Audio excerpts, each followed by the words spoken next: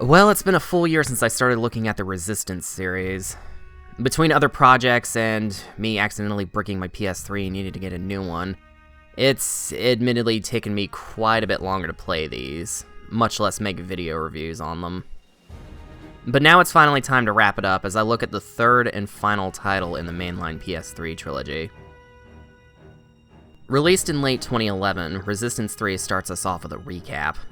We first get a glimpse as to how the Chimera virus first reached Earth and began mutating the Earth's population into Chimera, an alien species bent on the complete and total mass genocide of all other life in the universe.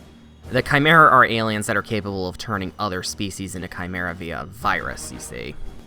We also get a recap of the events of the previous two games, up to the beginning of Resistance 2, where the Chimera virus is seen making its way east, and spreading all throughout the United States of America. Yeah, I didn't edit that. The recap sequence literally gets interrupted by the install screen if this is your first time playing it. I don't know, I just thought that was funny. I won't spoil the reason why for those of you who have never played these games before, but when you do finally get to see the rest of the recap, you'll discover that you won't be playing as previous protagonist Nathan Hale anymore. Instead, you'll be playing as one of the supporting characters introduced in Resistance 2, Joseph Capelli, the one Hale would constantly bicker with. When you do turn, and it won't be long now, I'll be the one who pulls the trigger. You hear me? I won't hesitate, not even for a second. Offer accepted. Now, until that time arrives, let's consider the subject closed. Actually, I never did mention the supporting cast, did I? Guess it just goes to show how much of an impact they had on the plot and the gameplay. Anyway, after that thing happens at the end of Resistance 2, Capelli is dishonorably discharged from the military for no good reason considering what happens, and he goes on to get married and eventually have a kid. Fast forward 4 years after this, and humanity is on the brink of total annihilation. The Chimera still have a stranglehold on the planet after that fleet invasion in Resistance 2, and a staggering 90% of the human race has either been wiped out or turned into Chimera. Needless to say, Resistance is turning out to be pretty futile. It isn't until Dr. Malikov, a Serpa scientist first introduced in Resistance 2, meets up with Capelli in his hideout in Oklahoma and informs him that a Chimera tower in New York City that's torn open a hole in space-time is slowly freezing the Earth due to what I assume being exposure to the cold vacuum of space. And if they don't shut it down, it'll bring about an irreversible, unsurvivable winter. Malikov begs Capelli to escort him to New York City to shut down the tower, and is initially resistant to... Sorry, that's the last time, I swear. But after some convincing from his wife Susan, Capelli ultimately decides that we need to actually have a game, and goes with Malikov to hopefully prevent this unstoppable winter. And that's the basic setup. Between those cutscenes, you'll have a chance to get acquainted, or reacquainted, with the basic gameplay and the weapons you'll be using throughout.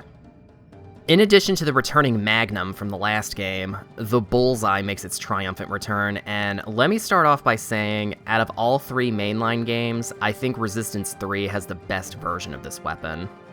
Not only does it feel like you're firing a machine gun, but the secondary fire, the tag for the homing bullets, is the best version out of all of them. Because now, not only do you get visual confirmation that you're tagging an enemy, but you'll actually see the tracker connecting to whatever enemy you're tagging. Granted, I still didn't use it as often as some of the other weapons in the game, which I guess is a good segue to talk about the rest of them. In addition to the Bullseye, many of the weapons from Resistance 1 and 2 make a return here, like the Deadeye sniper rifle, the carbine, shotgun, Magnum, the Marksman, which is still one of my personal favorites, and the Auger, which can shoot through walls and solid matter and hit enemies on the other side. Sadly, no disc blade launcher from the last game. Kind of a shame, I really liked that weapon. But we do get a couple of new ones like the Atomizer, a sort of short-range laser beam weapon. It's super deadly up close, and if you can group up enemies together, you can chain lightning off of them. And then you have the Cryo Gun, which freezes enemies in place, and hitting the secondary fire function while they're frozen will shatter them. And then there's this weapon called the Mutator, which you get way later in the game. It launches globs of the Chimera virus at enemies and basically turns them into exploding organic landmines. It's fine in the chapter that you get it in, but I never really used it all that much afterwards. You also get a sledgehammer. It's literally just a sledgehammer. The weapons are still as satisfying as ever to use as they are, but if that weren't enough, Resistance 3 takes a page from the book of another Insomniac series, Ratchet & Clank, in that your weapons get stronger the more you use them. With the exception of the sledgehammer, all of your weapons start out at level 1 and can go up to level 3, and each increase in level brings with it a new upgrade. For example, when you upgrade the shotgun to level 2, the buckshot will ignite any enemies hit with it. And when you reach level 3, the secondary fire concussion grenades are replaced with incendiary grenades that can also make enemies catch fire when hit. Or how about the Deadeye's level 2 ability to outline an enemy's head for easier headshots? This came in handy more than a handful of times for me. It was always a pleasant surprise to see the weapon I was using get upgraded and to see what each new upgrade brought with it. So yeah, once again, the weapons are the real stars of the show in this game in my eyes. With the exception of the unfortunate absence of the disc blade launcher, I gotta say, Resistance 3's weapons are my personal favorite to play around with. Taking weapons I already loved using and adding upgrades to them really put it over the top for me. Oh, finally you're here, bitch. You got $1? Oh, and how could I forget? Resistance 3 brings back the damn weapon wheel from the first game. No more arbitrary 2-weapon limit from the second game. You have access to all of your available weapons at any given time. It always seemed random as hell that Resistance 2 restricted you to 2 weapons when you had a weapon wheel in the first game. Kinda like what the Suffering games did. It's nothing game-breaking, of course, but still, it was kind of annoying in my opinion. It's just a preference thing, really.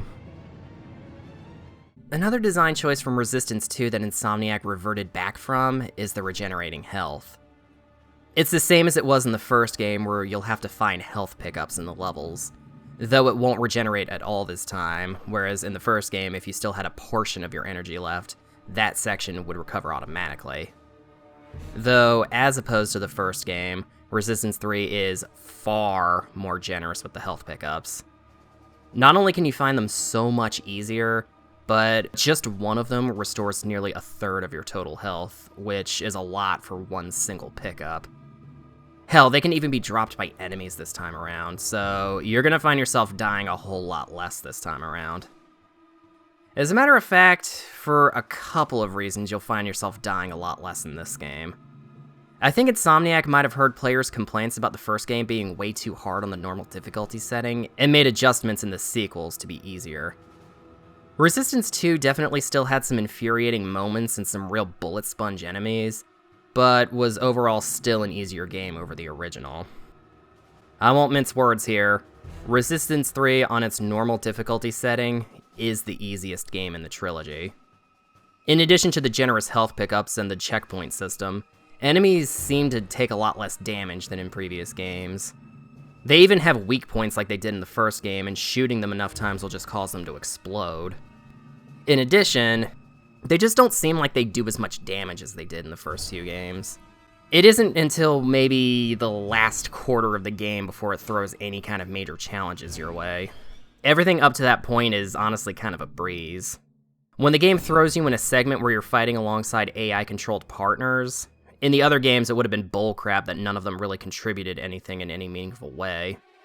Because they really don't. They still don't, but this time around, it didn't really seem to matter because I never felt overwhelmed or kept dying. On the game's on-rail sections, you can heal yourself and restock ammo for all of your weapons infinitely, so that never really becomes an issue. Oh, and those bullcrap invisible creatures in Resistance 2 that kill you in one hit out of nowhere are nowhere to be found in this one, so that's a plus. There are going to be times when enemies are being protected by shield drones, so you'll have to destroy those first, but again, this game's not exactly that hard, so it's not really that big of a hurdle. I feel like some of the more unique enemy designs we saw in Resistance 2 were sadly absent in this one.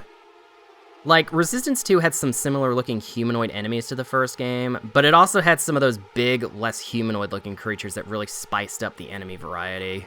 And I don't feel like they really went as out there with the enemy designs this time around, which is a bit of a shame since those less humanoid-looking ones were real standouts in Resistance 2. What I can say I preferred here than in Resistance 1 and 2 is the environment design.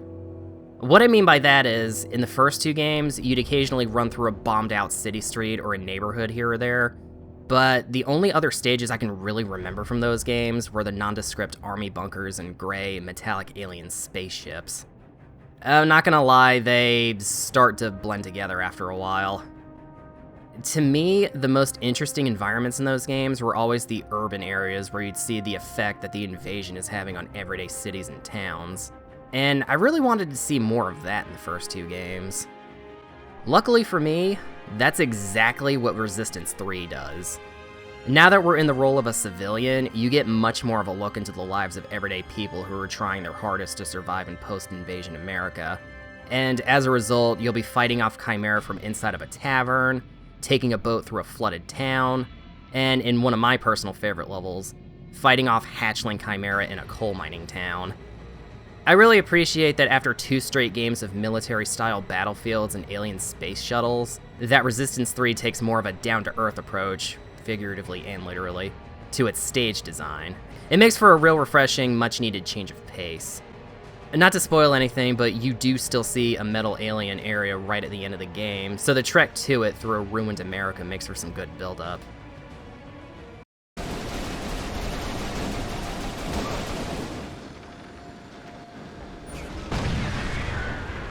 On that note, big shocker, but visually speaking, this is far and away the best looking game of the trilogy. For a PS3 exclusive released in 2011 developed by a company who knew the hardware pretty well at this point, it's definitely a good looking game for its time. Mostly. It's hard for me to say if it was considered a technical achievement in terms of graphics, but I wouldn't be surprised if you were to tell me that it was one of the year's best looking games. More so in how the environments look and how the Chimera animate. Not so much the human NPCs during gameplay, they don't look quite as good and only have the most basic of animations, but you're probably not even going to be looking at them for very long, so it's not really that big of a deal. And stop me if you've heard this one before, but those improved textures come with a price. There are times when this game just struggles to maintain a consistent 30 FPS. I had extremely rare cases while playing Resistance 2 of the game dipping below 30 that I can remember, but here, half the time it seems like the game doesn't even try to. I mean, you can see this, can't you? Now, granted, it doesn't look like this all the time, it really only hits when there's a ton of action on screen, but when it does, it's kind of impossible not to notice it. This, coupled with the motion blur, would really hit me whenever I tried to sprint. The game insists on having the camera bob up and down to simulate real motion when sprinting, and there have been times where this just made me dizzy. I guess this is why they have photosensitivity warnings in games now, huh? But honestly, I can't be but so hard on this game for not quite hitting 30 FPS all the time, because there weren't really a whole lot of console games that looked this good that could output consistently at good frame rates, especially on PS3. But boy howdy does it make me question why these games never got remasters. Also, apparently when this game first came out, it was rife with glitches too. For this playthrough, I had the benefit of playing the game a whole decade later with all the patches installed, so I can't really comment on that, but I did run into one glitch that was apparently never patched. So earlier in the game, you fight this, well, giant enemy crab called a Widowmaker. And guess what you have to do to kill it? No, really, go on, guess. You attack its weak point for massive damage. Anyway, yeah, you gotta shoot out its eyeballs, and then to finish it off, you have to shoot at what I can only describe as its rectal prolapse. When I got to the New York chapter towards the end of the game, I kept firing at its eyes, just waiting for its anus to prolapse, and it just never did. I went at this for what had to have been a solid 20 minutes, thinking, okay, it's late in the game, it would make sense for this to be a tougher version of the Widowmaker I fought earlier. But no, my bullets just were not affecting this thing. Even with the hybrids also shooting at it, it just would not go down. And then it killed me, and I restarted at the last checkpoint, at which point I was able to take it down normally. Apparently, even with all the post-release patches Insomniac made to the game, this glitch just never got fixed. But this was the only one I personally ever experienced in my playthrough, so if you encounter it, just restart at the last checkpoint. That should fix it. As a little insight to the time period this game came out, this game is compatible with the PlayStation Move accessory, Sony's 4 years late answer to the Nintendo Wii's motion controls interface. I didn't own a PlayStation Move, and I don't know a single person who did either. So if you want to play the game with a big plastic assault rifle, you can do that. The front of the box also touts that this game is compatible with Sony's proprietary 3D TV. And I assume 3D TVs of other brands too. Yeah, remember the 3D craze of the early 2010s? I barely remember it. The last game I remember seeing advertising it was Silent Hill Downpour, and that was on the 360. And I know I said I wouldn't bring up Resistance's multiplayer again, but as one last little time capsule moment, Resistance 3 was Sony's first game to use the infamous Online Pass, a single-use code that you had to enter into the PSN in order to use online functions like the multiplayer.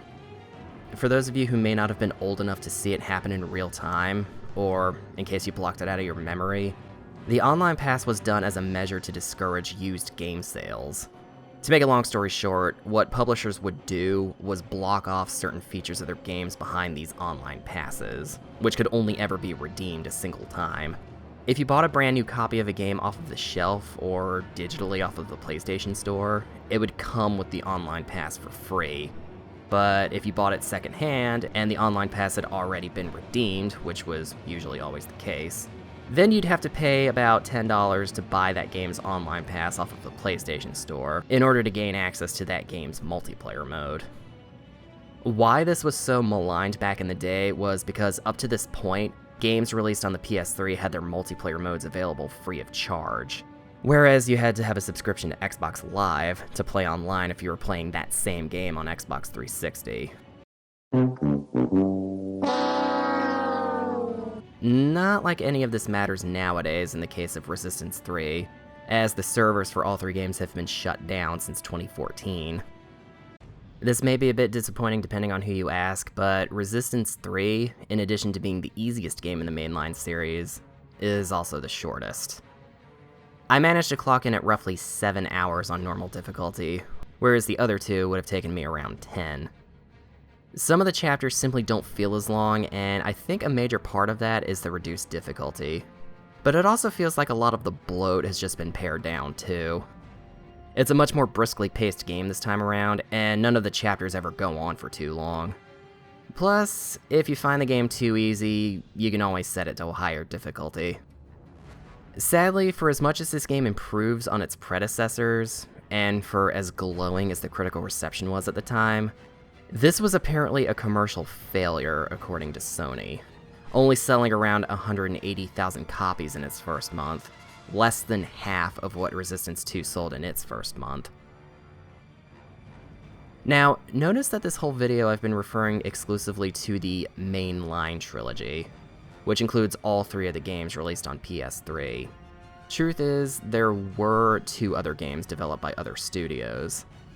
One on the PSP called Resistance Retribution, which was a third-person shooter, and a first-person shooter on the ill-fated PS Vita called Resistance Burning Skies, which was actually released just months after Resistance 3 shipped. I might try to take a look at Retribution someday, but as for Burning Skies, considering it's on the Vita, and the PS TV can't download Vita games anymore, and the fact that Vita emulation doesn't really exist, I'm probably never going to look at it for the channel. Add to the fact that I doubt Sony's interested in porting or remastering a game that wasn't critically received all that well in the first place in the year 2022, and yeah, I think that game's just going to be trapped on dead hardware forever. Now, There have been rumors, speculations, and even demands for sequels, remakes, remasters, and what have you. But I would like to reopen the topic of a multiplayer-focused game. Sony should just get Bungie to make an online multiplayer game set in the Resistance universe. Does anybody even remember that Sony bought Bungie? That kind of game would be cool. I might even buy a subscription to PlayStation Plus for it. I do still think that there's commercial viability for a game like that today. But considering that the last game was released a decade ago, and on a handheld no less, I think we can call this series very much dormant, if not just outright dead. You know your Sony franchise is dead when the last game was released exclusively on a handheld. And with that, I have finally come to the end of the mainline Resistance trilogy. For as much as these games would infuriate me, especially those first two, I can still say I'm glad I finally got a chance to play them after having missed out on them completely during their heyday. Altogether, I think I can say that this trilogy was rather solid, and I'm not gonna lie, I wouldn't mind seeing more, whether it be from Insomniac themselves or from a completely new studio. Sony still owns the IP, but they also still own the IPs to a bunch of other dead franchises. I don't know for sure what the future has in store for Resistance, but should there be any sort of new development for this series, I'll definitely be keeping my eyes on it. And with that, I think it's time to wrap this video up. I want to thank you so much for checking out this video. If you enjoyed it, please leave a like and consider sharing it around, or leave a dislike if you didn't enjoy it. If you want to see more like this, then please consider subscribing. If you want to support the channel in a more direct way, my Cash App name is listed in the description below. Leaving any dollar amount along with the name you want to be credited as will get you a verbal shout out at the beginning of my next video. Thanks again for watching, and I hope to see you in the next one.